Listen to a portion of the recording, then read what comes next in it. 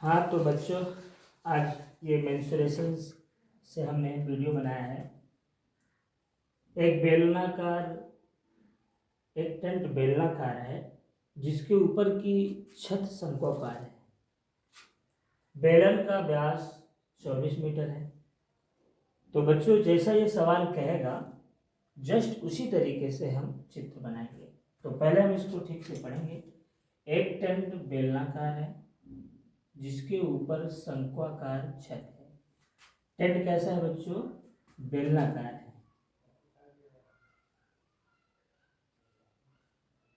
ऐसी छत है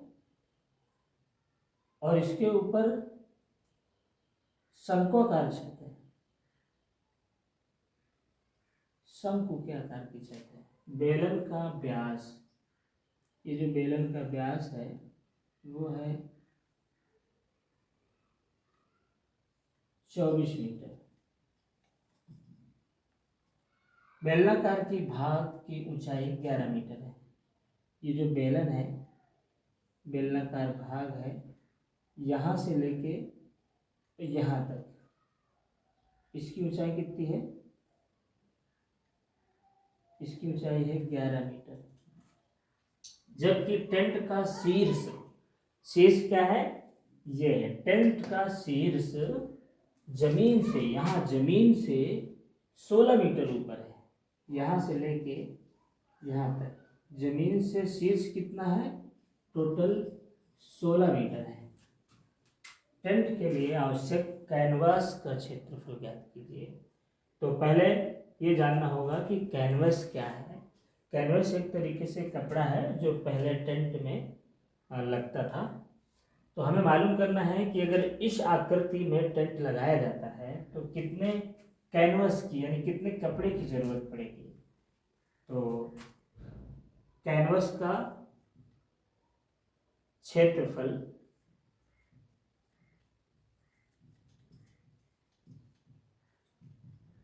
हाँ, तो बच्चों कैनवस का क्षेत्रफल निकालना है।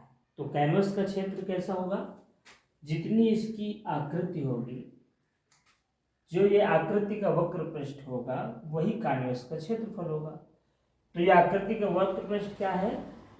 बेलन का वक्र पृष्ठ प्लस इसके ऊपर क्या है? शंकु है। तो शंकु का वक्र पृष्ठ, बेलन का वक्र पृष्ठ का सूत्र होता है 2πr(h) प्लस शंकु के वक्र पृष्ठ का सूत्र होता है πr(l). तो यहाँ पे हम, ये शंकु के वक्र पृष्ठ का सूत्र है और ये बेलन के वक्र पृष्ठ का सूत्र है और ये शंकु के वक्र पृष्ठ का सूत्र है। तो अगर हम इन दोनों को जोड़ देंगे तो इस आकृति का वक्र पृष्ठ मालूम पड़ जाएगा और वाकृति का वक्र पृष्ठ मालूम पड़ जाएगा तो हमें कैनवस का क्षेत्रफल पता चल जाएगा। अब हम इसमें क्या करेंगे? हम इसमें पाई और आर कॉमन ले सकते हैं।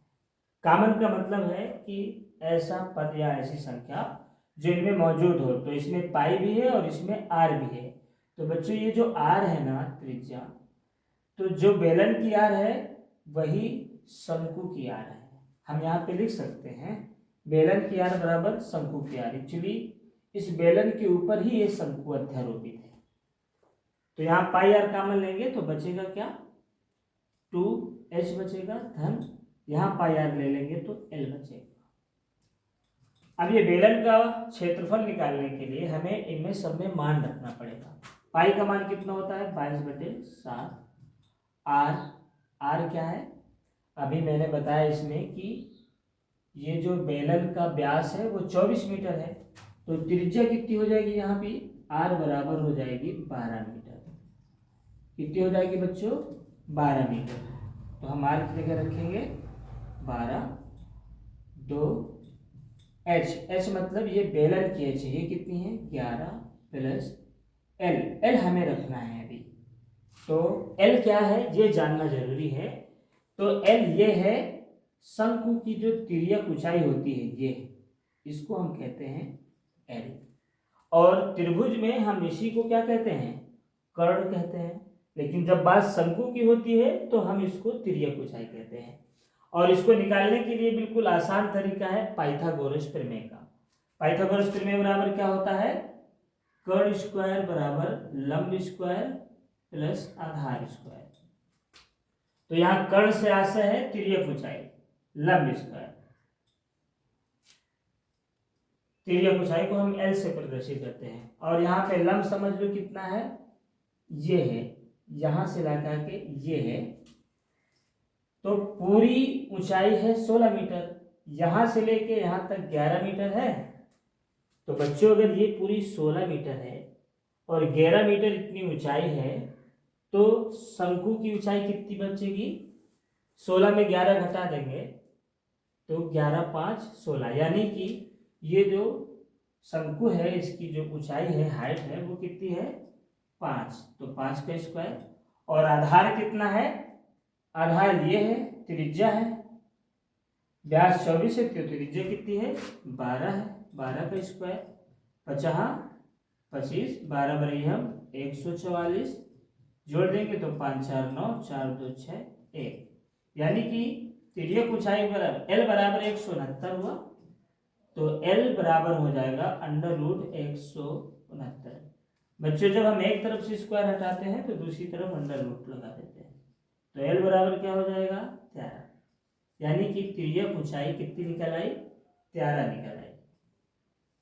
ठीक है, हम यहाँ पे रख देंगे 13, 22/7 गुणे 12, इसको हम हल करेंगे तो 11 दूनी 22 और 22 में 13 जोड़ देंगे, 22 में 13 तो 3 2 5 और 2 1 3, कितना आ गया 35 आ गया।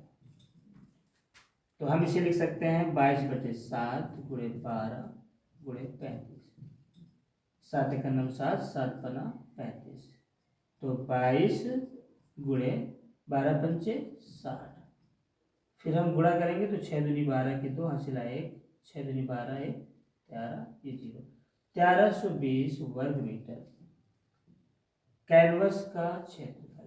कैनवस से मतलब है कि इस टेंट में कितना कपड़ा लगेगा, तो बच्चों लगेगा 1320 वर्ग मीटर। बिल्कुल चिंता करने की बात नहीं है। और मैं अपने जो चैनल है ब्राइट एंड गोल, उसमें से कंटिन्यू जब भी मुझे समय मिलता है तो मैं एक वीडियो इसका मेंसुरेशन का डालता हूँ। मैं इस 10th की मैथ का पूरी प्रश्नावली का एक एक सवाल अपने चैनल में डालने वाला हूँ, तो प्लीज़ मेरे चैनल को लाइक और सब्सक्राइब करिएगा ताकि मैं आगे वीडियो को पूरे हौसले से बनाता रहूँ। Thank you.